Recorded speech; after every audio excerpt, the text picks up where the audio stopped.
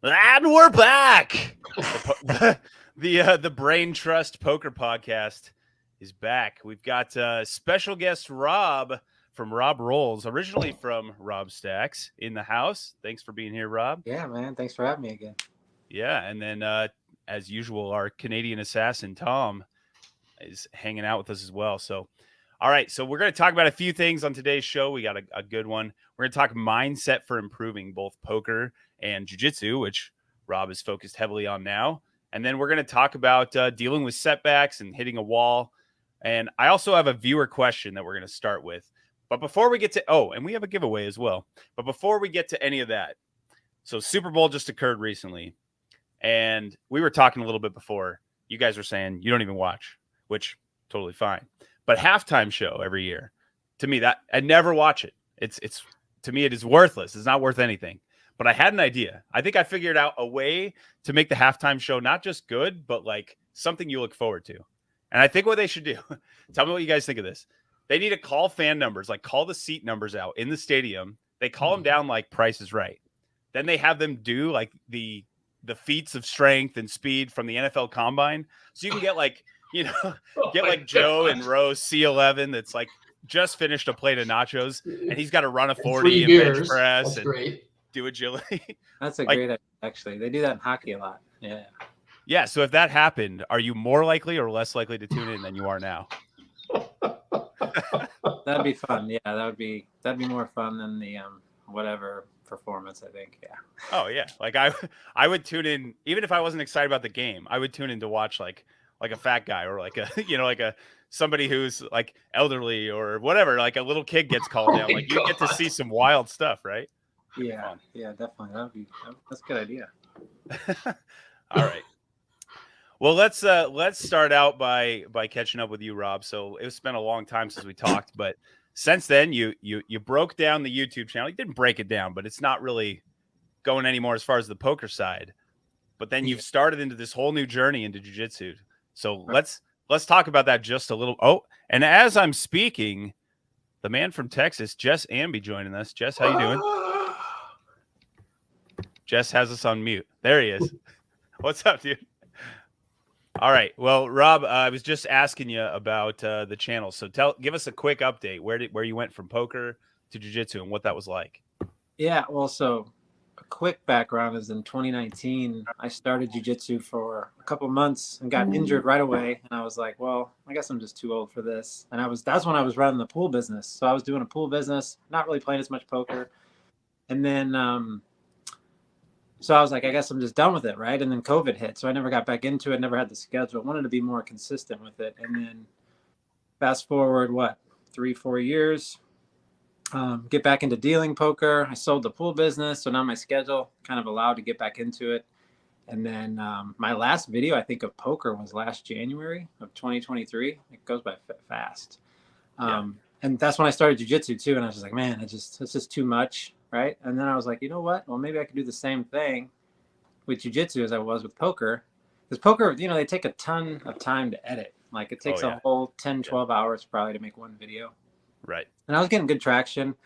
But I guess I just started to feel like, I don't know if I really want to be known in that space as much. I was starting to get recognized and, at the table filming. It's kind of just not really my personality, I guess. I'm really more quiet at the table. I don't like to... I guess I've always felt like that, where you're like, I don't try to like be friendly with everybody when I feel like I'm just going to try to take their money. It feels awkward. I've always felt like that. I don't know why. I need to get over that, and I'm starting to.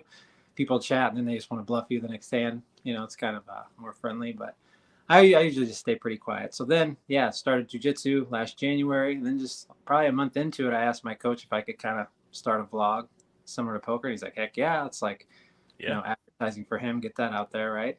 Yeah, and absolutely. It's the same thing, just kind of narrating what your mindset is into it, just like poker. What am I thinking at this point? And so on. So there's not really many guys doing it, I don't think, because it's mostly like higher level. We got like black belts, brown belts showing technique and the move of the day and all that. So it's not a lot of guys showing the regular beatings that you take on a regular basis, and then the competition, and then as we progress, some people just like to see. A lot of people don't even do the same with poker. They're like, I don't even play poker. I just like to watch the Vegas. A lot of people are intimidated by going to sit at a poker table. Same with jiu-jitsu. They're like, thinking about starting it. So there's some just like to watch the story, right? So I gotta say, you were talking about like taking the licks and what that's like, and your latest one. I gotta give a plug for your channel. Remind me of is it Kaimani? Is that how you say it? yeah, Dude, Kaimon. you have to go watch that episode. It was I watch almost every one you put out, but that one in particular was wild to watch because he was Yeah. so He's 125 pounds, sneaky. right? 19 years old, and you forget that, like, you know, a lot of the guys I roll with are my age, 30 plus, in their 40s and stuff. Yeah. They're not doing crazy stuff, right? It's Yeah. just pretty chill, whatever. But then when you forget that he can just, like, he's like a monkey, climb a tree. He can just climb up your body and just do these crazy things. And shoot, Yeah. he's been training since he was probably 13 or 12, and he's 19, on his way to black belt already. So it's just wild. And he's won worlds, all matches under 30 seconds, I think it was, or 40 seconds. Oh, Really? It didn't even break a sweat. He won all 3 matches in worlds. The world champ at brown belt, and he'll no doubt be a world champ at black belt. So it was fun to get some high level guys on there like that, and just to train with them anyway. You know? Yeah, go watch that episode. It's wild. The part where you're like rolling and all of a sudden he like climbs you and has you in a triangle and takes you to the ground. I was just like, what? Rewind. I got to see that again. What just happened? That it's weird because he's so light. I'm like, oh, I'm okay, I'm okay. And then no, it's death. Like he can. It's crazy. The levels. That was wild. Yeah. So tell us really quick. Well, you know what? We're going to come back to that. I want to talk about a viewer question really quick. And then I really want to dig into like how jiu-jitsu and the mindset translates from poker. Yeah. But first a viewer sent this in. I think it's a really good question. I think we may not agree on this one. So I'm curious to hear from all you guys how you handle this. But if a bonus is paid out, if you're playing poker and the room, you win, like you hit quads or something, right?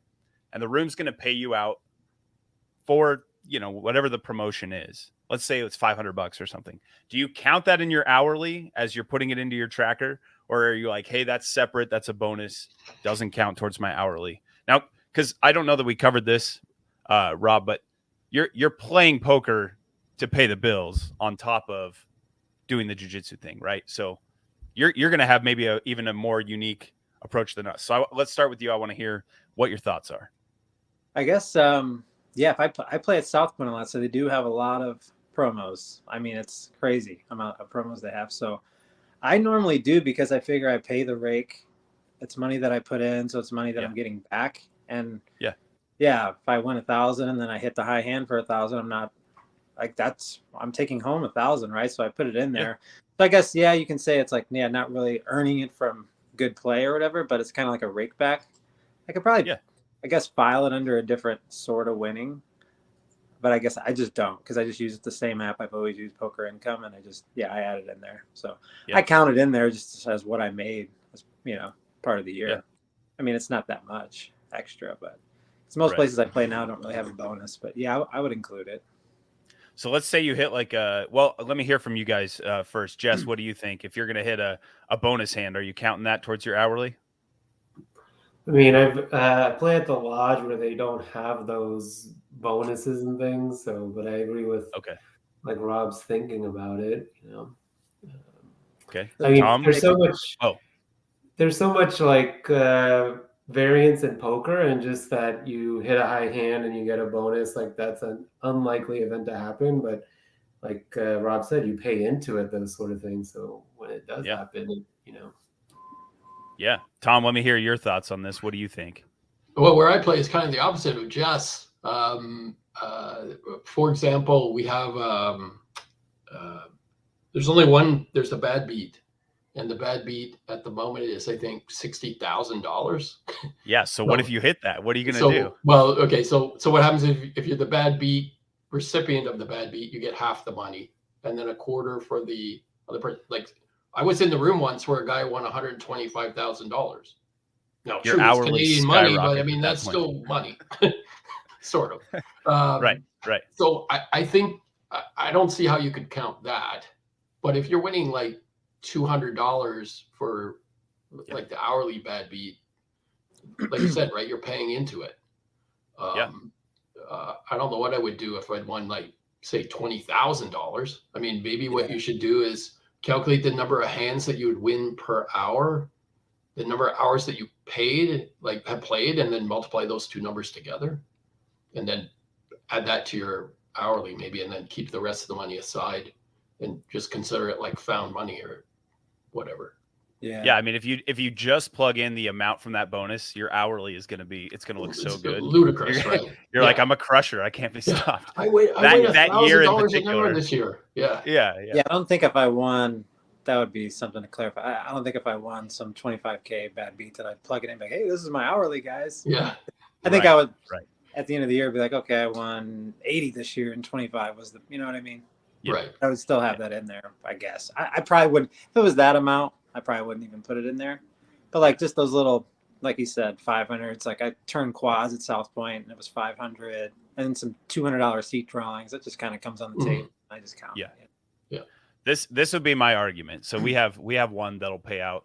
We've had a payout of over 10,000 in the local room, and I've seen, bad beat jackpots in the past. It's been years now, but it's happened. And initially I was like, no, you can't count it because it's not realistic, right? You're not earning it off the table. But then at the same time, they're pulling money off your stack constantly, right? And so that hurts, and it counts against you. So I am of the opinion that you should count it. But then when you hit that 10,000 or like a giant payout, I almost think what I would do is I would put it into my tracker, not as almost as like a separate session. And then I would add filters or something to be able to filter that one out. Like put it into like bonus or something so you could see with and without. Because I've read a lot of poker books where guys are like, think about your session in terms of not today, not this week, not a month, but it's your lifetime. You're playing one long session, right? And you're going to have a bunch of ups and downs, and you're paying the amount of like bonus money that's going to be pulled out of your stack over 10 years.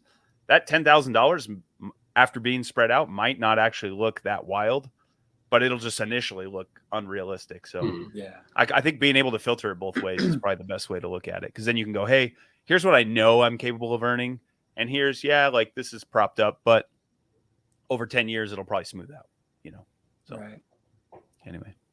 And okay, I've got one more question for you, and then we're going to move more into like the mindset and then to jiu-jitsu. But what is it like paying your bills as a poker player? I mean, you sat let me back up just a second. So the time I met you, before we actually like shook hands and like, hey, I'm vlogging, you were dealing, and I'm hanging out at Mandalay Bay, been playing for a couple hours. You've been dealing, you made the cycles a couple times, and all of a sudden you're sitting down here at the end, and then the next thing I know, like you're pulling in chips from everybody, and I went, dude, this guy just went from that dealing seat to like he's crushing this table all of a sudden, and so I was like taking note of it, no idea who you were. But what was it like to go from like both sides to all of a sudden like, yeah, dude, this is my income and I no longer have to sit in that dealer seat? Oh, it's great. It's just that you got to have the discipline to put in the hours. I guess that's the hardest part. But I think it was just like my wife, she supported me. She's like, you know what, it's just time. You're proven over how many hours now that you've kept track of. 1,000 hours, 1,500 hours over the last couple of years that you're making X amount per hour. That's more than what you are dealing. So we'll have more family time, a better schedule. So everything has been awesome as far as that, but it can be hard to put the hours in. Like sometimes say you start off in a great session, right? You're at a good table, you pick up 800 in the first 2 hours. My wife's like, why don't you just come home? I'm like, well, sometimes if you're in a really good game, you should put the hours in, right? If you're in a bad game, pick up 800, maybe bounce, right? But so that can be the tough part. And then hey, I just go tomorrow, right? I can take tonight off and stay home with the family. So I always try to go before she gets home from work, because when she gets home, it's hard for me to leave. The whole family's here. That's the whole point of this, right? Was to have a better schedule and spend more time at home and things like that. So, but otherwise, it's been great. Even if I'm having a bad session, I remember, hey, I'm playing a game right now. This is awesome. Being in the other side doesn't suck. I actually didn't mind dealing. I just it hurts my back, my shoulder, and it just feels like when you mix it with playing, it's just like like say you have a rough session, you lose 1,500 because I played decent, 5-10 sometimes. I'll play low, and then to go back and sit in the chair for $1, right? To deal. Right. That's tough. That can be tough mentally. So it's great to just like, okay, if I have a bad session, so what? I'll come back to it. It's one long session, like you said. Can't be like, okay, I need to win today. I need to get it back today. Right. That's always the mindset before because I had to go to work like the next Right. day. So it's And you have day hours for your play. Like you're grinding during the day sessions all the time at the South Point. sometimes, yeah, I'll go Like, on. are you ever playing at night? Yeah, on the weekend. Okay. I'm playing more It's a PLO mix. actually. That's another thing. I'm just kind of half Ah, now. The action is just, I mean, every PLO game is almost good or gets good at some point. It's not the case with Hold'em anymore out here, anyways. So I totally agree with you. So I posted this. We were talking about this in the Discord earlier, and I posted my theory. I'm curious what you think. I wasn't going to bring this up because I didn't know you were playing PLO, but I think that like 5 years from now, it's going to get hard to find no limit, and I think 10 years from now, we won't be playing no limit. It'll be like, remember how limit poker was like it was a big thing. You could find it everywhere. Then no limit just slowly eked it out. There was a time where it was kind of split, and then it was. I mean, you can't find a limit game hardly at all now. But then that changed. Where like I think PLO's just at the beginning phases of taking over because the game is juicy. There's tons of action, and recreational players love it. Like I think money's going to get so not that it's so easy, but people are going to recognize that there's more fish there or more like easy money to be had. I just went and played it the other day. I got destroyed with someone with a poker background. And so I just think like, I see the draw. It's really addictive. What do you think? I find that it's like so much less cutthroat and more enjoyable for everybody. Yeah, like exactly. Just like the 5-10 at the win is just like a nightmare. It's just so brutal. I'm like, ugh. Yeah. I'm like, go play 1-2 PLO or the 5-5 with the rock. And like, Yeah. I feel like people don't care as much when they lose. They just expect it. Right. Like, because the swings are so wild. Yeah. And just over, it's a small sample size, but my hourly's better in PLO right now. So I'm like, you know what? Nice. If I can just handle the swings, helps you mentally too. Handle the swings. Like if you're up 500-600, same thing as like 5-10 Hold'em, but you can be down 2,000, end up winning 3,000-4,000 in the PLO, which is really hard to do in like Hold'em. In like 5-10. Yeah. Oh yeah.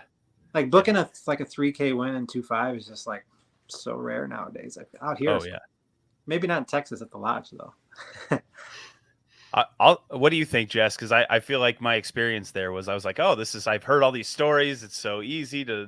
I walked in. I'm like, there's a lot of dudes. Like either the rumor has been spread enough that people have woken up and they're like, hey, we all got to move down here and crush this game. Or what do you think? How easy is it? Like, are you talking about generally at the lodge? Or are you talking about? Well, I don't know. Well, I'll just go ahead. Yeah, I mean. Well, clarify for me. Yeah. What's your question? if you're gonna sit down and play like I guess I'll just say like the 1-3 there.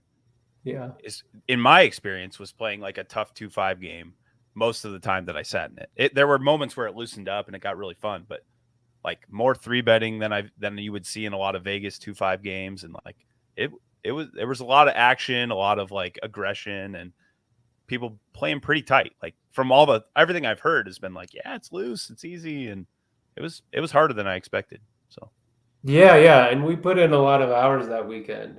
You did a lot more than I did, but yeah.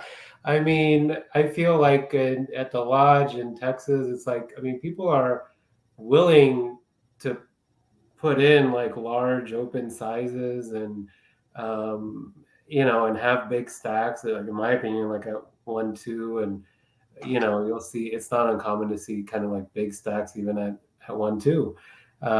So I think the caliber of play, like what's interesting is that a couple of years ago, I don't even remember us really playing PLO at the lodge, and then they introduced it. I remember they introduced it like maybe a year and a half ago, that at a no limit table they would once every 30 minutes have a PLO hand, like a double board PLO hand and bomb pot, and nobody knew how to play, and it was wonderful. Like it was like amazing. And now like Sean, you were there, and it's like really like, I mean, people kind of know the principles, and you have to have pretty they're figuring it out. But there's still huge swings. So yeah, when Sean came, it was like I won $900 pot and I lost like $1,000 pot in PLO, and the no limit play was like even. you know, like it doesn't really move that. So there's just, you know, it's just a huge, volatility with it. But I feel like it's very creative and interesting, and it softens the players that aren't studying, you know, so much. Like there's enough volatility to keep it interesting. So Yeah. yeah. I think Tom, really quick, I want to hear what Canada is doing as far as PLO in your local, and then I got to tell a story about Jess before we move on. There's almost no PLO in my casino. Okay. It's one of the largest ones in Canada. One thing I do wonder about is like how many hands per hour are you going to get? Like 15? Less? I don't know. Definitely Rob, any thoughts on that? Yeah, it can take. Yeah, it seems like the time flies by. Like, dang, how many hands did I play? It is. Yeah. I mean, it's got to be almost nearly half, because they're running the board twice, depending, Yeah. you know, a lot of times too. So, yeah, it's probably close to half. So do you think play that, more? You play more hands. You find people find themselves playing more hands. well, I was going to say, like, do you get people like V-pipping 75% because they came there to play, and if There's they're going to be definitely playing 15 4 and hands 5 now? way action all the time, which is Okay, you yeah. just don't get that Yeah. in like the win 2-5. It's like Right. they're 3 betting or folding or 4 betting you. That's it. Yeah. Okay. You get heads up. Yeah. Gotcha. You very correct me if I'm wrong, but you very rarely see it just go like raise, 3-bet, fold, next hand. It's like almost always we're going to see a flop. If there's going to be action, it's pretty rare, even on the flop, that people are folding. So, all right, I got to tell the story about Jess real quick. So we're playing these PLO, you know, double board bomb pots every 30 minutes in Texas. And Jess, I don't remember the first hand. You get crushed, right? Whatever it was, Jess gets crushed. He gets wiped out. And that night, as we're breaking down how the day went, he's like, dude, it's too much variance. I can't play PLO anymore. I'm done. Like, I'm just going to sit those out and I'll just play Hold'em because that's what I know. The first time I was playing 1-3, it was my step up from 1-2. Yeah. So it plays like 2-5, pretty big game. Anyway, so we sit down the next day. First hand that Jess, like, he sits to my right. First hand he gets involved in. Game opens and they're like, all right, PLO double board to start this out. And Jess is like, all right. And he chucks it in, gets pocket aces, flops a set on both boards, shoves all his chips in the middle, and gets paid from multiple players and scoops the whole thing.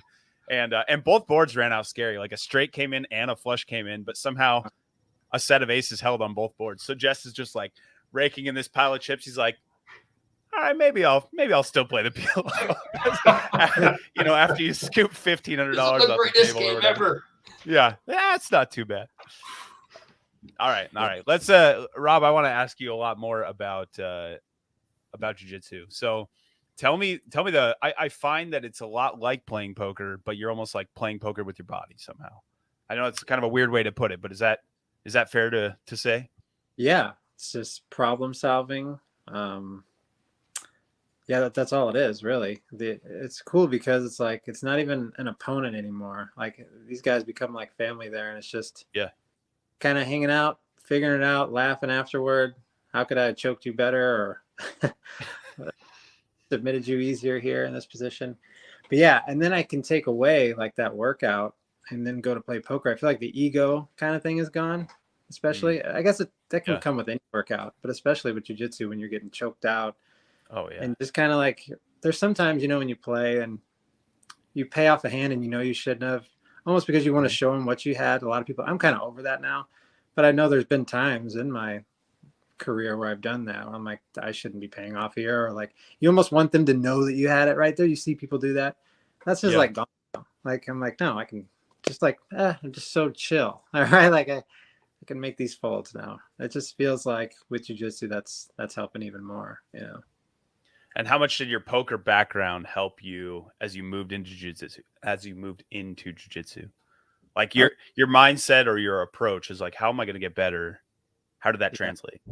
Kind of just patience. Yeah, I've always just been able to like have patience at the table, and so same thing with jiu-jitsu. Have patience, trust it, trust the process. Just talk about it too. Just like poker, you talk with other good players. That's how you get better. Yeah. Hand history. No, I'm just talking with jiu-jitsu guys. How would you have done this? I ask everybody kind of the same question, right? Yeah. Maybe on a different day, kind of see their opinion, their take on it. Yeah. Yeah, there's a lot of commingling there with those two. Yeah. A good balance for me. So I feel like, so I started back in October, but I feel like when I put on pajamas and get strangled by other men, that it's super fun, but the community aspect you were talking about, I think really valuable. I've learned that in poker, where like Tom and Jess and we got just this group. Iggy joined in here for a little bit and said, hey, but we're breaking down hands in the Discord. We're talking through what could we have done differently and all that. And it definitely it shows up at the gym. I'm curious what you think on. What is your approach? Because something I learned in poker, or felt like has really been beneficial, is rather than trying to level up your game as far as like, man, I have so many tricks, I have so many like ways to attack somebody. I found it was almost more beneficial to remove the flaws and to remove the leaks in your game. Are you finding that with jiu-jitsu as well? Like, hey, if I can remove these weaknesses, it makes me stronger than learning a trick, or like man, I can do this fancy choke, but I can't hold a guard or whatever. Yeah, that's definitely huge. Just little details, right? Like you're talking about, definitely. But a lot of it, it's so hard to. It's so new, it's so different. So I guess unorthodox because you're trying to use your feet. You never use your feet, right, for anything. I mean, I have a wrestling background, and so from going on your back to like start to use your feet like hands, it's I think it just takes time. Everybody's like, oh, it's gonna come. Just trust me. And it's finally starting to click a little bit. I'm fine. Everybody says you're gonna have that aha moment where it's like, oh, okay, it's starting to click. But it's just reps, just like putting hours in at the table, just hands at the table. Same thing. It's hard to. Like I was just talking to someone the other day. They're like, could you like teach me how to play? I'm like, it's really hard. You kind of just have to be there. You kind of have to put in hours at the table. You can learn basics, but over time you have to like be there and know what everybody's capabilities are like quick. The funny thing, I was just thinking about that, like jiu-jitsu though, you kind of know their capabilities because it's on their belt. Right? Sure. Yeah. Yeah. When you go to poker, I feel like right away I'm trying to say, okay, if I get involved with the hand with this guy, like, should I be bluffing him? Can I bluff? Is he bluffable? Right? I feel like figuring all that out really quickly is huge, but some people don't even think about that. You can tell it's only their hand and what's on the board, right? Yeah. That's a huge thing. So let me ask you this. What do you think is worse? Do you think it's worse when you're learning in the learning process? Do you think it's worse to like have a terrible session and lose like 3 buy-ins, or to have a horrible night where you're just rolling with people that are constantly choking you out when you're first getting started? Because I feel like both, there's this really steep learning curve to both, and you get punished in both and just in different ways. But mentally, I'm curious what you think is harder to walk away from.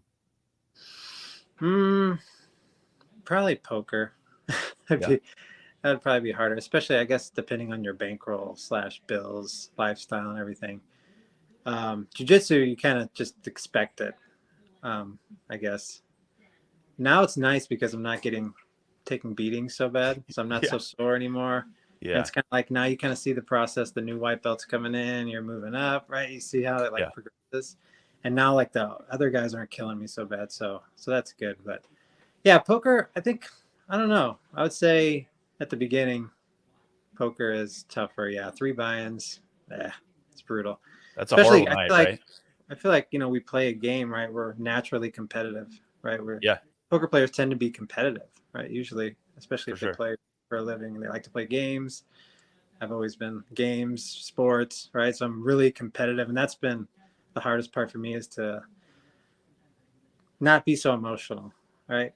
Sure. Like, when I was young, I was emotional for sure. I was one of those douchebags at the table. I've berated. I feel like people did that a lot more back then, 20 years ago. Yeah. But now it's like you look at the young kid and he's doing it right. He's, what are you doing? Like now you're like, God, I can't believe I was like that at some point. Oh man, yeah. It's so bad for the game, and especially now that the games are so miserable. When you see people do it, you're like, God, please don't say anything. Just say nice hand. Yeah. And I'm like, well, I was on that level one time in my life, so it's hard to say anything. Yeah, is this a quick PSA of like if you're the guy at the table and somebody beats you with trash, I would there's this, it happens over and over again. It's a recurring thing, and I'm sure you saw it a ton as a dealer and as a player. And guys, tell me if I'm wrong here, but I feel like you see this moment where a scrub comes in and he plays like, let's say he decides he's going to play like 5-7 offsuit, and he flops gin. beats the guy who had aces and 3-bet him pre-flop. He shouldn't have been in there. He shouldn't have made the call. He was out of position. He was short stacked. Like, he did everything wrong, but he wins because he flopped the nuts, right? And the guy who has aces, if especially when you have a big ego like that, loves to come in and be like, "You idiot! What were you doing? You did everything wrong. What? You're going to call a 3-bet out of position with a short stack?" And is this what you're talking about? Where you're just like, "Dude, shut your mouth!" Like, this is the reason we're going to be able to make money. Yeah, exactly. Like, keep doing that. They got to say something instead of just moving on and getting the money by the end of the session. That's why there is a game, because those hands can happen, right? Otherwise, if everybody played perfect, it would be terrible. Yeah. Who's winning? Speaking of everybody playing perfectly and terrible, Tom, I'm curious what you think, because chess really has this element where there is no variance. And so for those of you who don't know, Tom is a Canadian, was it Grandmaster, and you represented your country? No, International Master. International Master. Well, it's one level below, but it's a big level. Okay. It's like the difference between being like a AAA baseball player and making the major leagues. I mean, better than 90+% of the world, right? So, but you're playing a game where you get the expected result every time. When you went to poker, what was it like to be like, "Hey, I think I have a skill advantage, but it doesn't always show up"? Like, did that mess with your brain a little bit? Okay, I'm going to tell a story. I emailed he who shall not be named. What was the guy's name? The dude that got what was his name? He's a great chess story player. So far. He was a chess player who eventually was non-personed by the poker community because allegedly he took a bunch of money. This was like 20 years ago. I don't know who this is. What was his name? His sister was a big poker player too. Andy Duke's brother. Yeah, Letterer. That's it. Oh, okay. I emailed him back in like around 2000, and I asked him about exactly about that, because he was a chess player. He's about a 2100 player, which makes him better than like roughly like 90% of tournament players. So pretty good. And he said that in his opinion, like, chess players would have a lot of trouble with the luck aspect of poker, where you could plan everything out sort of perfectly, and then fate intervenes, and then like just pure luck, like things go wrong, which is certainly true, right? There's probably a very good reason why most chess players would not make good poker players, because we try to plan things out, and but on the plus side, like, we do a lot more suffering, because when I'm playing against somebody that's good, I might be lost in minute 90, but like the game lasts 4.5 hours, and it's not bad enough that I'm dead, but my opponent and I both know that I'm dead. So, right. So it's a different type of suffering, I suppose. Go ahead. No. I was just wondering that this is interesting about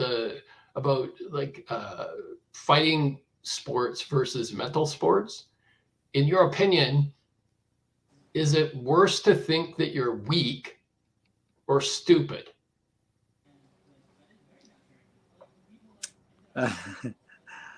Stupid. I think so too. But maybe not everybody would think that, right? And so that might make things like chess and poker actually kind of harder, because if you fail at them, right, even if it's not your fault, like, you're gonna feel kind of stupid, right? Whereas if, like, I have a fist fight against somebody and they clock me one, and they're like, "You're weak," it's like, yeah, I'm 60 years old. Yeah, you're right. I'm weak, right? So I don't know, though. I mean, another person might have a different answer to that question. Jiu-Jitsu is interesting because it's like a combo. Smart kids are taking the sport over because it's the problem solving. Right. But then you also need to be able to move your body, and like quickly, but the strength doesn't play as much of a factor. In Jiu-Jitsu, it's more how quick can you solve this problem before the other person. And a lot of people know the reaction, right? As they get higher up, they're like, if I do this, he's going to do this. So you got to, like, the levels ahead, just like poker. It's just leveling. And it takes a good combo, I guess. But I feel like weight definitely matters. People say the weight doesn't But I guess if you're super highly skilled, it doesn't matter. That like my coach is buck 45, 145 pounds. I'm 170, 175. He murders me, you know. But when I start going with a guy similar weight, similar level, 40 pounds heavier than me, I'm like, oh God, like I don't have the technique there. You know what I mean? Quite yet. Right. Yeah. But yeah, it's interesting. It's so fun. Yeah, I think, correct me if I'm wrong, but I feel like jiu-jitsu has a lot more of the chess style punishment for like, if you are the white belt, yeah, you might occasionally manage to find yourself in a spot where you're beating the guy above you. But most of the time when you roll with them, even if you happen to get into a good spot occasionally, the majority of the time you're suffering and trying to figure out how not to suffer anymore, right? And until that guy comes in who's lower than you, that you go, oh, okay, now I see that I have the advantage. But it Yeah. seems to play a lot more like chess. Like it's pretty rare that wouldn't you say that you go, oh, I got lucky and managed to like end up in a choke or a submission. Yeah, it's kind of like poker. It's like just long term. Like I said, the guys who, it's like he played a million more hands than that new guy in the poker. It's kind of like jiu-jitsu. They've learned 1,000 more techniques and been on the mat for 1,000 more hours. So long term, they're going to get you. They're going to escape. Like you know, as a white belt, mostly you're learning escapes because that's you can't do anything else because everybody's already going to have you in a bad position. So you have to kind of first. Yeah. I think that's probably why they think they're going to come in and learn how to break arms and all that right away. But that's not really it. You're learning how to like, you're really sparring every day. You're fighting every day, you know? Yeah. It's not like Taekwondo where you go do some kicks and they give you a black belt in like a year or something. And you don't even like fight with people. And you're, I mean, this is my mentality right now, 6 months in, but it's like, I'm really just like, how do I suffer less? Yeah. Is that fair to say? Like when you're there, it's like, how do I suffer less? I'm not thinking, how do I win? Yeah. Oh yeah. That's like a win is how can I prolong the mission or something like that. Yeah. Yeah. Which I think translates right back to poker, because if you take this mentality with poker where you're like, I want all the fancy, like I want to be able to, find these 3-bet bluffs when I'm on the turn and stuff like that, versus just going, this is a leak in my game. I gotta open this hand less. I need to not be doing these things pre-flop. Like the leaks in the game, pulling that out is so much more valuable than learning the fancy move, and in jiu-jitsu, it's like, if I can just learn to suffer less, eventually I'll get around to winning. But it's like, until I stop the big holes in my game, there's no point in learning that sweet fancy submission just to not be able to ever get to that position, Right. Those big fancy bluffs are few and far between. Like if I'm like 3-barrel bluffing off my whole stack, that's not very often. And a lot of I feel like a greater percentage of the time these guys have it, especially out here. In the smaller games, everybody's trying to go polarized and 120% pop, but they just always have it when they do almost, right? Right. Not really, I don't know. Well, especially if you're playing afternoon crowd at the South Point, you're probably seeing a lot of ABC out there where it's pretty straightforward. It's the best game. That's the best two. I don't even think I'll play 2-5 at the Win anymore, just because if I go there, I'll play PLO. But like the 2-5 at South Point, it's more friendly. Everybody, it's limping. It's just make it money, 4 callers. Right. There are some bad games here and there, but for the most part, it's probably one of the softer ones in town. It's got to be. So when you walk into that room, are you looking for the 2-5 table full of OMCs, or are you looking for is there anything that stands out to you? Because I've played in that room a fair amount, and every time I've been in there midday, it's mostly retired folks, that's not a bad thing. It's just a different game style. But do you prefer that, or do you prefer to just go, hey, I'll take any game, it doesn't really matter? Yeah, I'm kind of fine with any game. The games there have been good though, because those old guys, they don't like to fold a lot of times. They see someone come in, start ramming and jamming, they're like, no, like they just want to get in the action. And so I've been in some really good games at 9 a.m. People are still drinking or they're starting their day off drinking or whatever. The travel's going. Wow! I didn't know this was going on here at South Point. I went to Bellagio though, like 9, 10 a.m. and that was awful. The 2-5 there. But the South Point's a 1,500 cap, so it's bigger than Bellagio. The only problem is like there's typically only one game, maybe 2, if they're doing their free roll hours. So Okay. it's like you're at risk of like at 9 p.m. the game breaking, 8 p.m. the game breaking, and then having to either go somewhere else or drop down, which I hate to do, especially if you're Yeah. you're stuck. You don't want to go down in 2-3 and buying for 600, right? Yeah.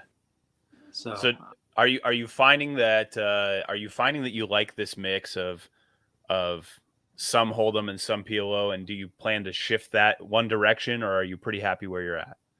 no, I think I'm kind of doing it all. I'm doing like, like I said, those daily tournaments at the Win every once in a while. And then they're having Yeah. like a series every month and a half. Or I would say actually they'll have like a 3-week series, take 2 weeks off and start another month one, right? And they're all good, like big guarantees. And then their Friday daily is good. So I'm trying to just like I hate just playing Hold'em. I probably don't just want to play PLO either. And then I just definitely don't want to only play tournaments. So it's Right. nice to Right. mix in a tournament, because when you hit one, you're like, feels nice. Like, Yeah. Yeah.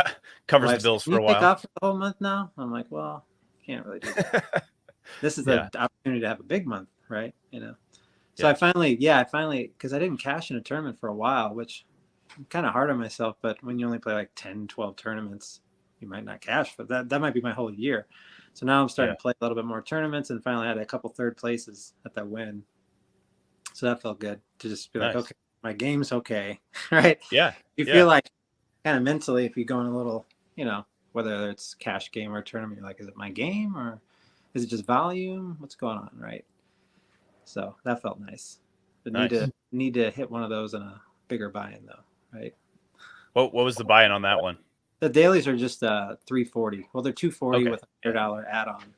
Yeah. And it's actually the only true rebuy tournament in town, I think. Like you add on it, you rebuy at the table, and they don't charge the juice. So it actually, to us, you're like, maybe I should rebuy now instead of next week. It's kind of yeah. a better Right. deal.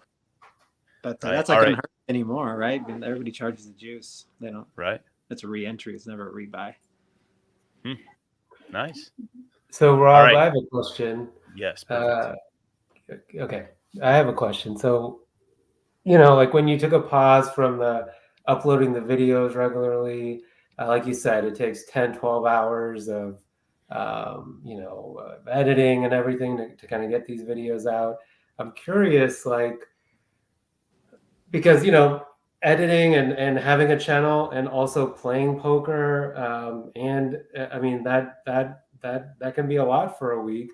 So what did you notice, like when you transitioned from, both like poker influencer, poker, vlogger, and poker player to just playing poker? Like, what did you notice with like your hourlies or your study time, or the number of hours you were playing? Yeah, I'm playing more hours for sure, which I actually don't play that many hours, to be honest. I seem like I do better with shorter sessions overall. When I was forced to play hours at the South Point to hit this mark in the free roll, I actually did worse. I don't know if it was a coincidence, but I had a lot of sessions where I was up quite a bit and then ended up maybe losing or breaking even, and that was annoying. So I'm like, man, I should just stick with my 3-4 hour sessions, or I hit it hard and ram and jam, right? It was nice to not be. Every once in a while, someone still comes up and notices, like, "Hey, Rob Stacks, when are you gonna start posting again, or whatever?" Right? But I feel like, I don't know, just recording at the table, people play a little bit different. It can it makes me maybe question my decision more, and or what I'm doing. Maybe I'm doing something for the camera or for the for the vlog that I might not do, because when I was doing it, I was only playing like once a week because I was still working. So I'm like, I really have to get action. Or I got to create some action. I can't just, because there was one session where I sat there, I'm like, dang, I got no hands in like 4 hours. And I'm like, I got to create some action. And that's not really a good way to, like, Yeah. But to be honest, I still do that from time to time. If I'm pretty card dead, sometimes I'll just play blind a few, because I know if I look, I probably won't. If I get the 9-4, I'm not going to raise. I'll 3-bet. Sometimes I'm like, I'm going to 3-bet this hand no matter what blind. Like, and I just do it. Because that way do you tell the table? No. Okay, I've had guys that are like, dude, I've been card dead. I'm going blind. I want some action. Okay, No. all right. So you're just coming in. Okay. Yeah, and if I'm leaving, I typically don't really show my hand like hardly ever. But the other day, I did exactly what I said. I did the old 3-bet blind with the 9-6 off, and I got 2 callers for like 130, and the 2-5, and the flop is actually good for me. It was like ace for rag, right? And I'm like, well, that's good because I know the one pro, he's like not gonna have many aces there, right? Because he's always gonna 4-bet me. So I just bet and took it down, and then I'm like, all right, let's see what we had. Like, and I normally don't do it because I was like, I was leaving, and then it was the 9-6. I'm like, and the other guy was like, that's why I called you the other day, because he knows what I'm capable of, right? So I got action in like a massive 4K pot. A guy called it off with ace king, and I had queens. And he made a flush, but he said that's why he called it off, he called off 1600, which is pretty sick in the South Point 3-5. Yeah, keep reinforcing that. Yeah. So it's good to have an image. Every once in a while that they know that, hey, he can get out of line too. But it's rare. How much were people playing back at you when you were vlogging versus now? Like, do you notice a big difference? I feel like at the Win, they're pretty much always playing back. Like specifically for the vlog, or just the game was tough? No, I don't think for the vlog as much. Just tougher games in general. Okay. South Point, I feel like I might lose some action sometimes because people are like, I don't want to be on there. I had one guy actually at the Win say I had permission already at the table, and he went and talked to a floor guy, and the floor guy he said, hey, you can still vlog, but we got a table change. He had a complaint. Oh, interesting. Really? I was like, if I'm like Rampage or Mariano, you don't move me, right? At the Bellagio, they removed the other guy who had the problem. Right. The guy was like, hey, I don't want to be. No, you don't record any hands that I'm in. I'm like, your face isn't in it. It's just the cards. Yeah. Whatever. And then the floor man was like, hey, this guy's kind of got a problem with me. He goes, I'll tell him to move tables. Because they like it. They like the action. Huh. Interesting. So that was interesting at the Win. So I was kind of annoyed at the Win on that. And I think I just left, actually. I went to another table, looked terrible, and then I just went to like South Point, where they love it. They're like, heck yeah, the vlog for the South. There's people coming in because of it, so they love it. Do you miss that poker world at all from the vlogging perspective, or you're just like, dude, it's so much better, and I'm really happy where you're at? It's funny because I thought if I switched to pro, like poker only, I would be like, okay, now I got all the time in the world to play, but it's just so nice not filming. I think it was almost easier when I just had that one day a week to play with work to just do it. But now I'm like, I don't want to. I just don't. It's just nice not to, right? Yeah. Just record every hand. And then you're also not in the game as much either because you got to take the notes on the hand. And then I miss a hand, like what happened, right? Yeah. So it's the jiu-jitsu vlog is much better. It takes me like 10% of the time. And I'm working out, and it's the same views I was getting in poker. So that's awesome. Similar size community too, and there's no hater. Everybody's like, it's like so cool. Yeah. There's not one person who's like, oh, you're an idiot. I think one person said, oh, you're a white belt influencer. That was it. That's pretty funny. All right, I want to ask you some jiu-jitsu specific questions, but Tom, Jess, anything else poker related before we head that? Yeah, I mean, I'm curious. Like, what are your hopes for your future as a poker player? What are your goals? Like, what is it that you kind of, are hoping for yourself in the future? For me, for Tom, or me? For you. Yeah. Oh, I just want to, honestly, I'm ready to like bank a big tournament. I don't want to say like, yeah, I mean, if I had one, that's probably the goal. I'm not looking to grind cash forever. That's for sure. I also have a buddy who's like, hey, what's your number, man? Like, you hit something in a tournament. He's like, let's do something with the business. He's like, I don't know, 400 or 500. We can hit there at some point. But yeah, I'm going to keep grinding, keep taking shots at tournaments, definitely more this summer. I feel like because that's really the only way you're ever going to, get out of this cash game grind. You got to play some tourneys. How much of a big tournament win would be about like just kind of that checkbox, and how much of it would be like, sweet, that was a huge payday. I could take a break from poker. Like, which one of those is incentivizing you more, or is it both? I'm looking for like the 6-figure one. Yeah. And take a break and just not worry about poker so much.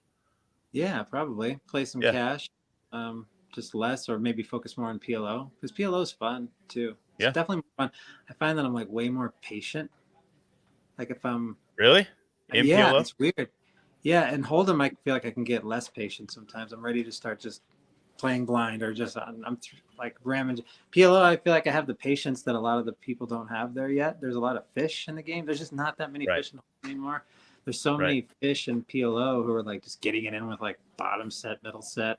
And Yeah. then there's people who are way over folding, like second nuts in PLO. So I'm noticing that for sure. I'm like, okay, you got to take the spots. In PLO, if you don't take the spots, you might as well not play. Kind of same Yeah. in Hold'em. You got to take them when you can, but PLO, you have that blocker, you just go for it, right? Yeah. Yeah. So yeah, definitely looking to bank a tournament and then see what else. Maybe focus more on the jiu-jitsu page, and because I figure, what do I have left? Like 10 years of like maybe competing, and Sure. like I'm gonna be 50 in 10 years. So it's like how long can I go? But then maybe I can get into the teaching side of it as far as Sure. jiu-jitsu. But Yeah. poker, probably not looking to grind the cash forever. Yeah. Makes sense. It'll probably always still be fun though. Get the itch to play every once in a while. But like I said, if I just had the mass, like if I was at $1 million, would I ever go play cash games? Probably not. Not Yeah. very much. I'd probably look for something else. Just If you focus. had $1 million, like you just wouldn't find the interest in playing like a cash game. You would. Yeah, do not other really. I guess because it's just less fun now. Back in the Yeah. day, we were playing 40 hours a week and we were loving every second. But now it's more like it's a little bit of going to the job, but it's a fun job still. It's a job that I still like more than any other job, right? Because I feel like it's Right. always you're your own thing, own boss, kind of your hours. It's always different, even though a lot of the hands, I guess, can be the same. But it's still a new day. Something great can happen, crazy can happen. The bluffs are fun. The heart gets racing. I find that I still get my adrenaline still goes when you flop a set. It's just like it never goes away. You're like, Yeah. it's a big hand or a big bluff. Yeah, that's still fun. But yeah, at the end of the day, it's still like still got to go in and put these hours in. Right, it's still a job. Yeah. Yeah. Whereas if you can get to like, vlogging, streaming, do jiu-jitsu, like that's fun. Like it's really That I guess sounds what just I found fun. is like the poker was becoming more work, like the vlog, and I was getting the subscribers and making some cash, but again, that's not really what it was all about. It's like, it's just what I'm the happiest doing, Yeah. All right, so I'm gonna shift us into the space. So we're gonna go into Wait, the I got a jiu-jitsu little bit question. more. I Oh, got a hold two-part on. question. Tom Okay. has just an amazing As a question. dealer, the biggest pet peeve as a dealer that when you were dealing, the biggest pet peeve for you as a dealer, what players do, and the nicest things that people do to make the dealer's job easier. That's not like something obvious. Great question. Ooh, biggest pet peeve. Oh man, God, there's got to be a few of them. What did I hate? And there's going to be like, you stupid idiot, you dealt me aces again and you cracked them. But, okay, and I assume it's not that. Probably when they try to become the dealer, try to run the game a little bit. Oh, okay.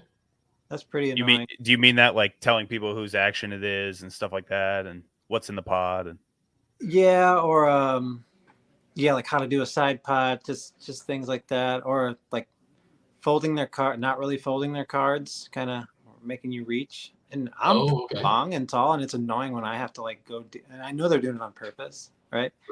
Yeah. Just come on, man. Fold your card. Push your chips in. Fold your cards in. Yeah. Nice things. Yeah. No. Yeah, and really just not saying anything. I became numb to all the berating people. Oh, you did. Like the way they look at you. I'm like, I always tried to make the face like when they lost a hand. I'm like, like I never really say anything. But you kind of, I think they kind of like that when you're kind of like, not just like, just move on. Unless they're a prick, then you're like, yeah, you're smiling. I swear, sometimes you feel like you just will it. Like they're all in, and you're like, oh, please lose this guy. You just want this guy to lose, right? And sometimes, boom, you're just like, yes. And then you just. Do you think it made you a better player? Give him the nod. I would being say a in the dealer? smaller stakes, yeah, you pick up a lot of like tells, the bet sizing tells for sure Okay. with the recreational guys. Yeah, because I And pay attention. So I like to like be in the middle of a hand and be like, I think he has this or whatever, right? Hmm. It all makes sense, and then flip it over. Sometimes it's exactly right. Sometimes you're way off, but for the most part, you're like, oh, cool, I was right.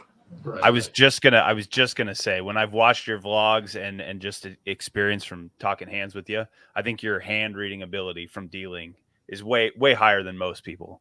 Like your ability to go like he should have, but I think he has, and like get even more narrow than what the range. Like the range will give you so much, right? Narrow it down. They should have these hands, but I felt like you had an ability to go, yeah, but here's what they really have, and get like smash it down even more than probably the average person is able to. Yeah, Seems like definitely a pretty dealing big for a advantage. lot of years. Yeah.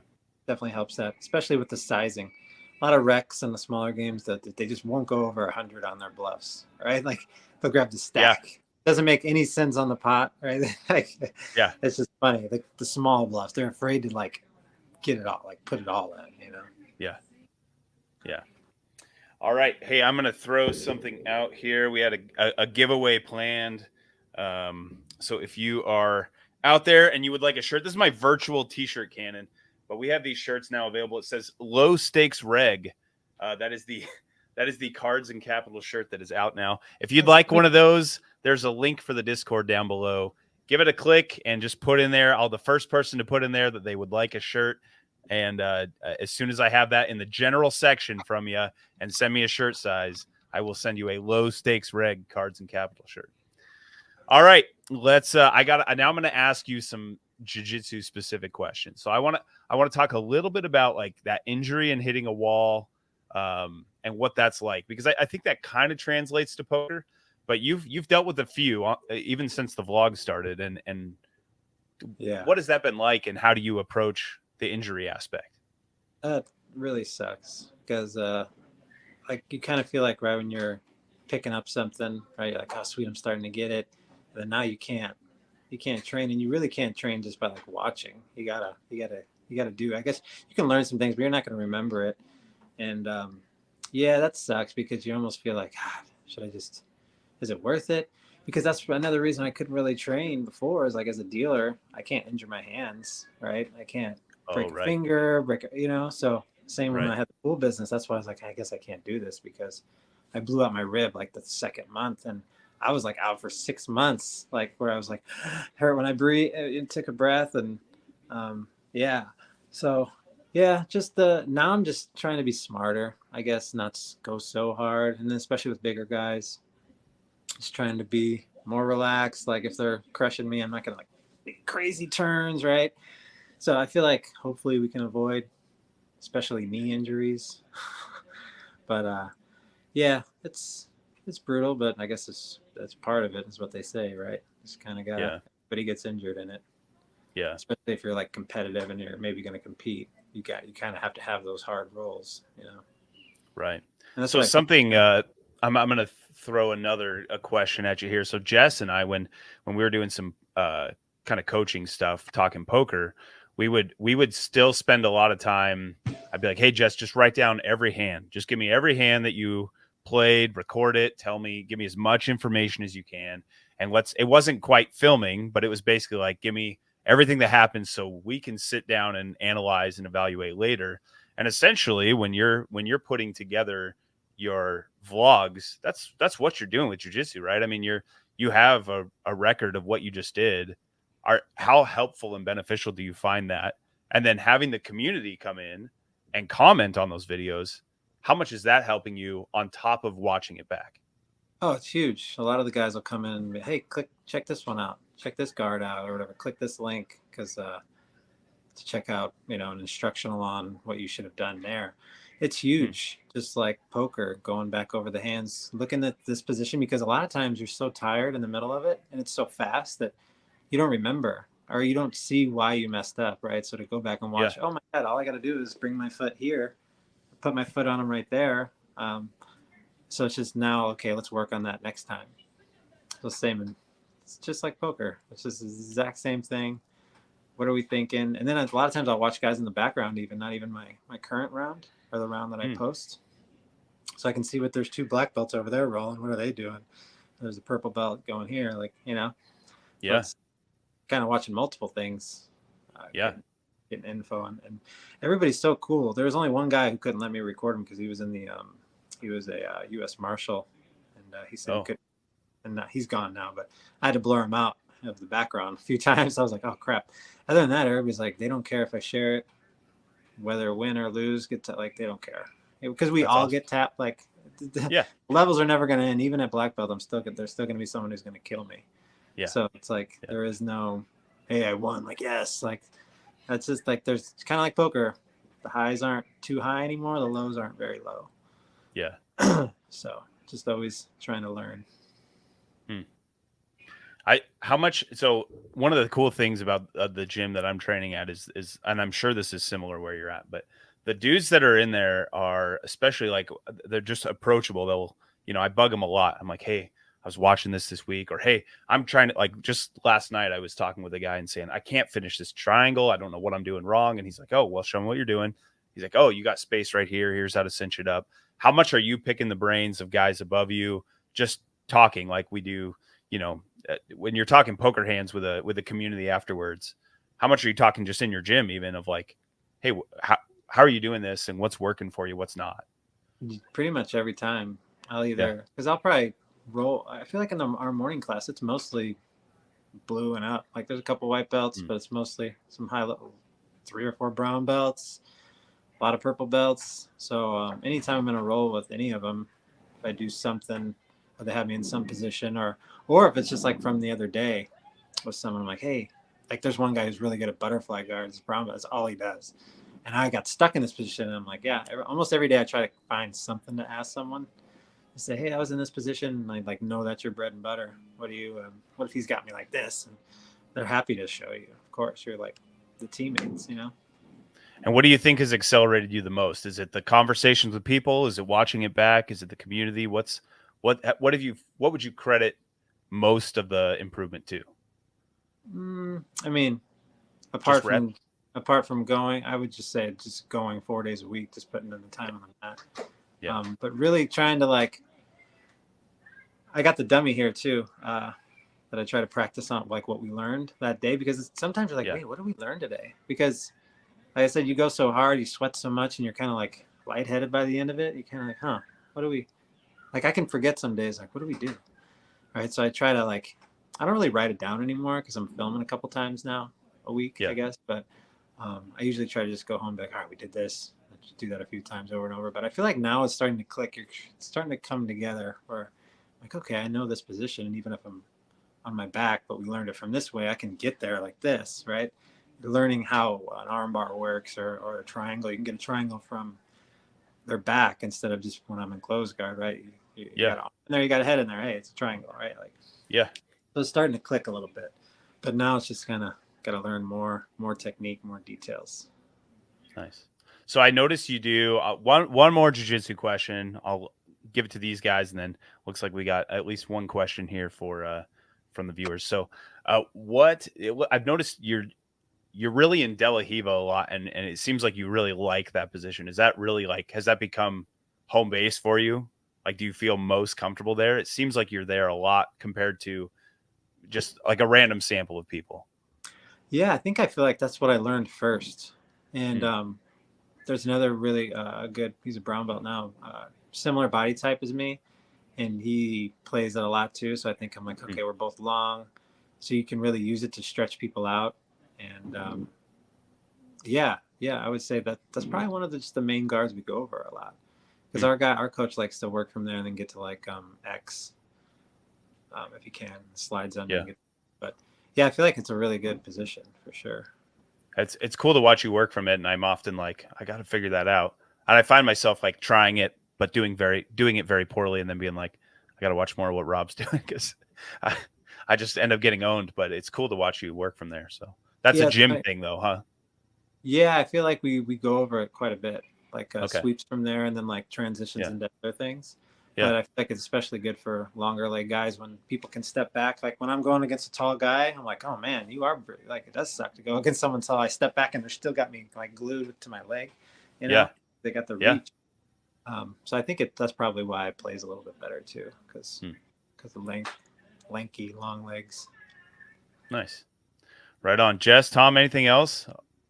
I just want to say I watched. There was I guess it was intra gym, like within your gym, you were having a tournament, the SEMO thing. I think you were 2-1. You lost in the last couple seconds to a guy where you lost by 2 points. Where I guess he pinned you down. I don't really understand jiu-jitsu, but I really like the way that you kind of explain stuff. And I was just kind of wondering, like the people. I noticed there were quite a few people in the audience watching. I assume those were family members of the participants. Do entire families do jiu-jitsu together, or like how does this work? Ooh, probably a lot of like father sons. Sometimes there's a few couples that come to the gym. Okay. Not a lot of females though. It's growing, that's for sure. But yeah, I would say a lot of like dads and their sons for sure.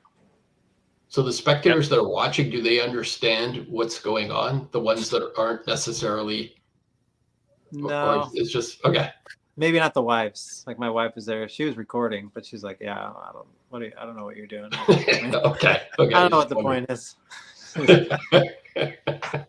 I mean, I guess, yeah, in gi, you're like, man, what are they doing with these grips? They're just kind of, especially when you watch like high advanced guys, because they're more like slow, Right. kind of slow, and they're really just battle of these grips are such a huge thing that I guess it seems kind of boring. That's probably why gi isn't that as popular, right? Okay. But The no-gi, like far more explosive moves, right? So maybe more entertaining to watch. more like grab wrestling, and they're Yeah. slamming each other, but now like leg locks are such a huge thing now. It's like people are like, what are they doing? They just both go and sit down with each other. I see that a lot. Like there's not a lot from the feet anymore. Yeah. It's kind of interesting. That's weird. You see two guys run up to each other and then sit down. Right. Right. And they I was listening to He's like- Donaher discuss this a little bit, and he's like, it's so practical for the sport of jiu-jitsu and so impractical to expand to any other sport, right? Yeah. Like exactly. if someone's, you're like, all right, I've had enough, let's go, and then you sit on the floor, like just right. not going to make a lot of sense in like a bar fight. Well, this might be the one thing that poker has over either chess or jiu-jitsu, right? Like you need a certain base level of understanding. Otherwise, like you're just looking at this stuff like, I don't know what's going on. But at least with poker, it's sort of like, ooh, guys stuck in like $3 million worth of chips. I know what $3 million worth of chips is. Sounds like a lot of money, right? Yeah. Yeah. True. You know? True. Yeah. And anybody could do, 2 kings. That looks pretty good, right?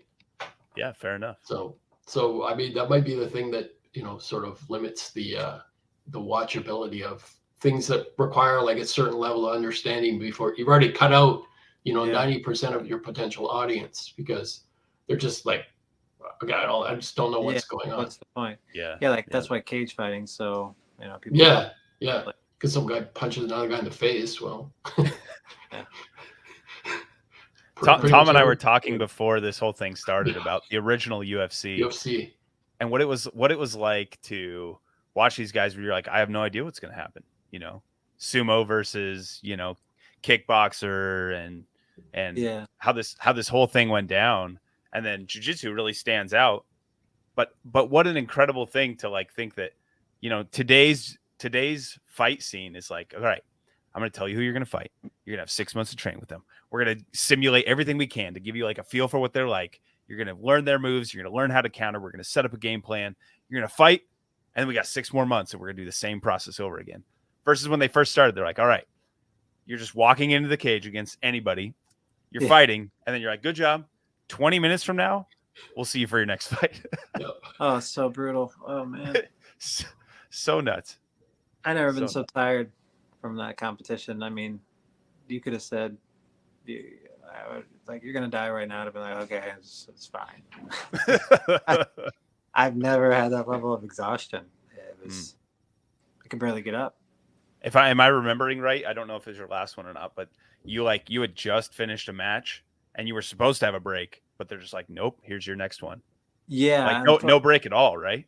Yeah, they were calling me for the other one already because I did 2 age divisions and they were just happened to be just they were just staggered. The times were 5:04 and then 5:11 was the next match, right?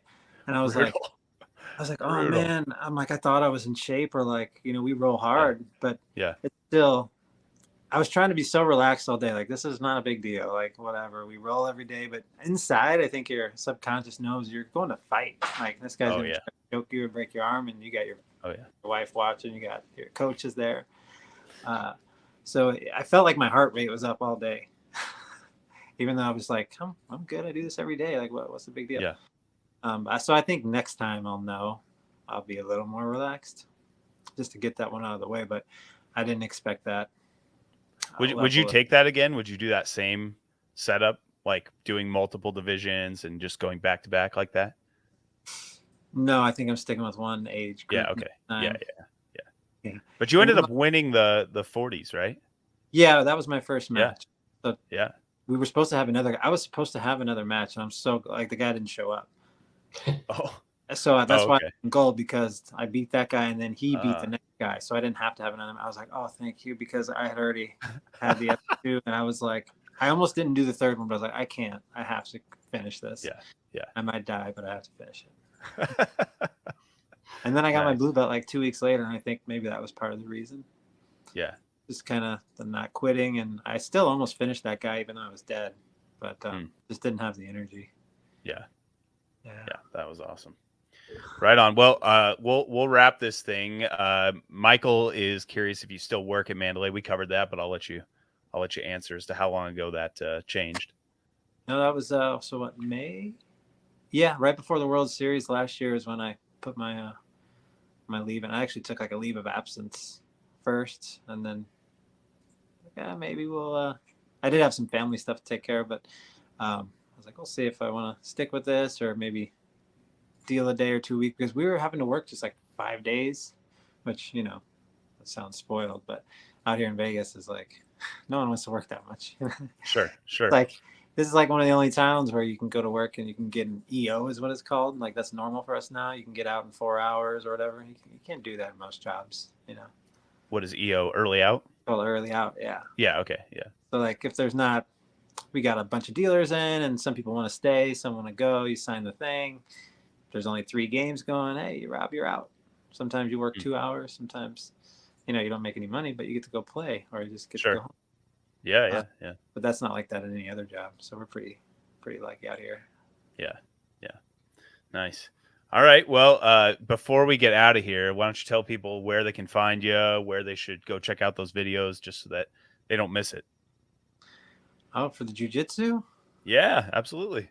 Well, Rob Rolls. Kept it simple. Looks like Rob Stacks. Rob Rolls for jiu-jitsu, just doing weekly rolls, kind of showing what it's like. And I'm really only filming like once a week, sometimes twice, but that way people don't think I'm like cherry picking the good rolls that I have or that I do well. Yeah. I want to show just what it's like that day. Whether sometimes there's some boring ones, some boring rolls where you just get smashed in side control the whole time. Sure. Sometimes you do something cool, but most of the time it's getting beat up. So just sharing that a couple times a week. That way we can kind of see how it's going, and then going to share the next competition just like the first one. So I don't know when that is yet, but hopefully like April. I feel like maybe I'll be ready at blue belt for the first blue belt competition. Cool. Looking forward to that. And then Instagram, watching Rob, same thing. I put some jiu-jitsu stuff. I was putting poker stuff on there, just kind of shorts before. I go over one hand real quick, but it's kind of hard sometimes to go over a hand in a minute. Yeah, it is. But I think it's a minute and a half now. You can do a video up to, but yeah. Your Instagram's fun to look at too, as far as the history. It's all over it just the place, changes so drastically from like, all right, we're in trick shots, and now we're in poker mode, and now we're in jiu-jitsu mode. I guess it's just kind of like that's the story. I'm always on to the next thing, but I feel like this is one that's finally sticking. That's something I really kind of didn't like either, but like I can never just pick one thing to get really good. Try to like get advanced at something. Yeah, poker's always been there, right? Like, sure, I put in the time with that, but like as far as like a sport, like I was playing hockey for a while, and then like beer league or something.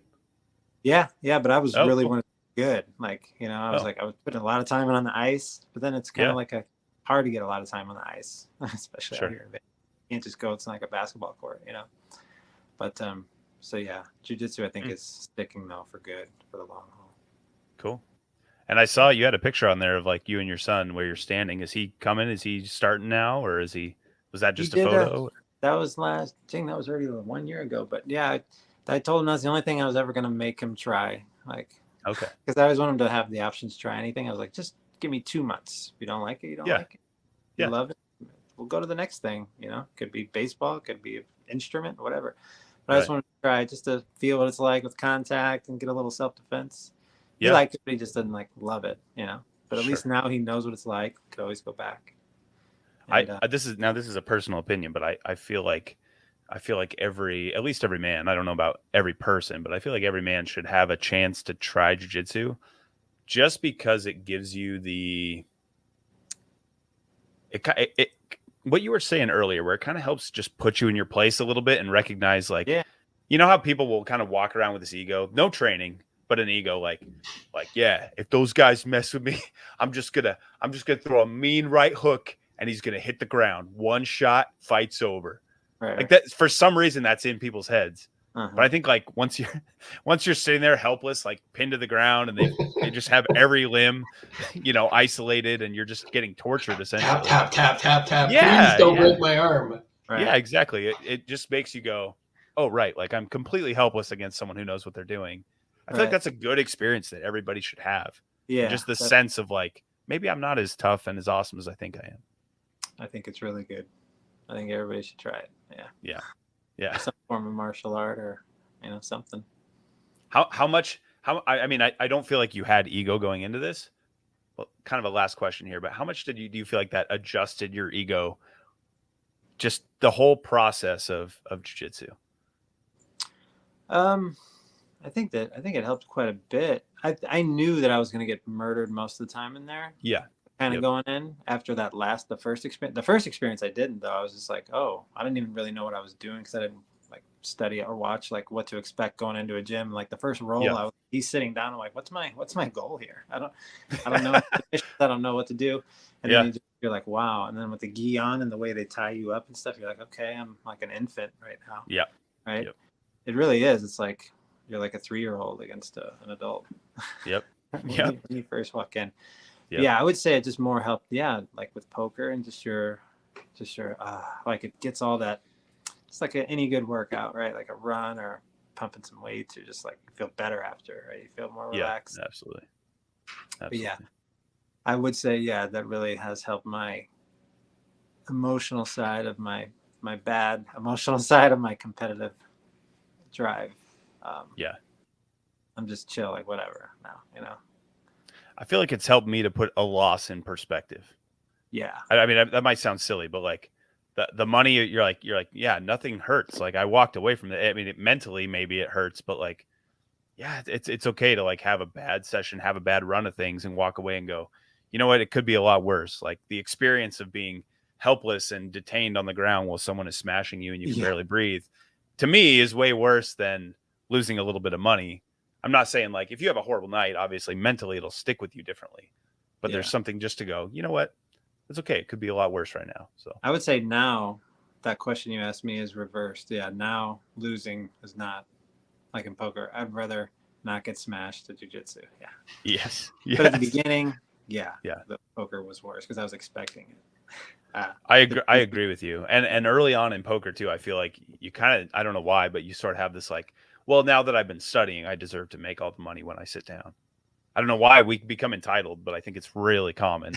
And then when it doesn't happen, you're like, I'm losing, and you're ready to flip the table and scream at people. And not that you do nice it, but to be able to play like, I don't know how many hours you're getting in right now, but it's like every other day. It's just nice. Sometimes I'll, tournaments a couple days in a row or whatever, but a lot of times it's like, put in a good 6 hours, 8 hours, take tomorrow off, win or lose, just to regroup. And but when I'm feeling in the zone, I'll play some more. I feel like if I go to the strip too, I'll likely put in more hours. But the South Point's a mile away, so again, it's hard to have that discipline of like, I picked up 500. I'll just come home 2 hours. Yeah. I haven't pulled the plug on the paycheck yet, and I don't know that I will. I do have one more question. I've kept you a long time. Are you okay, or am I? Yeah. Okay, if you need to go, say the word. But I really am curious about this, and I should have asked you right up front. But I'm curious how it feels to not have the paycheck behind you.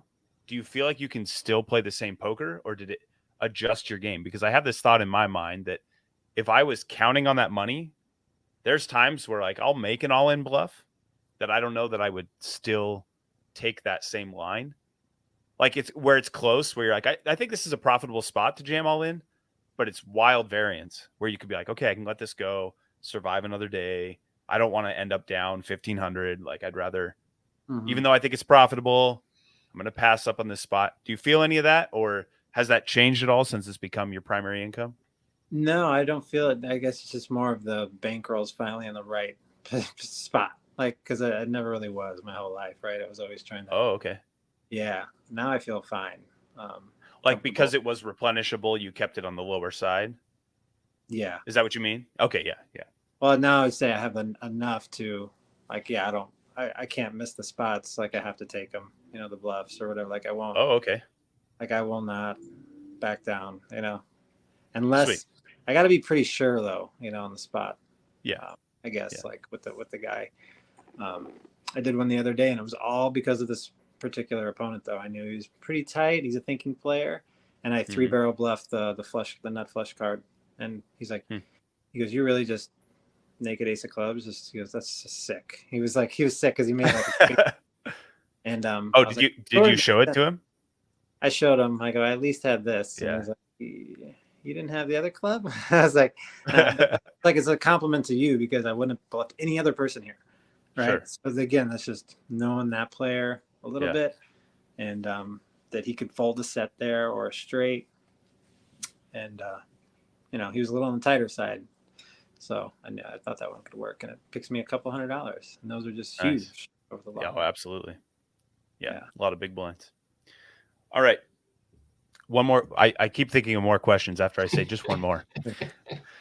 If somebody's new to either of these two activities, just give me your 2 cents on here's what they should do, or here's what they should check out. If they've never done jiu-jitsu and they want to try it for the first time, or they've never really played poker, but they're interested. Give me a thought for each one, and then we're going to wrap this thing up and get out of here. Oh man. Well, now I would say you could go on YouTube and just watch what it's like. Like you can literally get all the info on what to expect going into both now. Poker, I'm sure could be more intimidating. I don't know, because no one's really there to help you. Jiu-jitsu, you can go in and talk to any, but they're very welcoming, right? Sure. Like you're going to be a new teammate, and they want you to stay. Like also your coach, that's his business, right? So right. And it just seems like they're such good guys. But poker, I guess, could be a little more intimidating because people, if you don't know what you're doing, some people will help you, but some are kind of like they want you to not know what you're doing. Yeah. Yeah, they don't want it. Yeah. Yeah. But yeah, I would just say to try to. Jiu-jitsu definitely is less intimidating probably for people than they think. They're probably scared, killed, and choked and all that, but the family there is much better or nicer overall. Poker, going to sit down at a quiet table to learn, maybe go sit in a limit game first. What do you think? Yeah, I sat in a limit game when I first started because in my Everybody's mind, pretty friendly there. Yeah, and I thought to myself, I'm losing less here, and I think that's fine. I think either play like a very passive 1-2 game, or you can play limit. You can't really beat limit, in my opinion, but you can learn at least get your feet wet. See what they're betting with, what kind of hands they're playing. Deeper, you go play 2-4 and 3-6 limit at South Point. Yeah, they're pretty. I'd say that, or like a cheap tournament. What do you think of like a cheap tournament for your very first time? Or you can play for free online too. That might be a good play. Yeah, true. Go do some play chips. Sure. See what they're doing. But even some of the cheap online options where you can buy in for $50 and that's going to get you, 500 bigs or whatever. Mm-hmm. Hey, that's great. You can sit there and learn a lot from that small game. So yeah, good point. Yeah. But I will agree with you. I think walking into a jiu-jitsu setting seemed super intimidating, but I was pretty impressed at how guys were just like, yeah, come on. Like I recognize exactly what you said. They don't have an incentive for you to stay bad. They're happy to teach you. So it's a pretty different environment. So right on, man. Well, thanks. I've taken up enough of your time. Thanks for being here. Good to catch up with you, Rob. And nice to meet you, Tom. And how many years to go from white belt to black belt for, say, a 25-year-old that was reasonably motivated? Ooh, it's usually about a 10-year journey. Yeah. Okay. And typically the coaches like to see you compete, I think, unless you're like much older. Like a blue belt who's 20 years old, probably takes him a little longer than like I got my blue belt, because he's going to want to see him compete probably a few times. A white belt, some people are white belts for 2-3 years.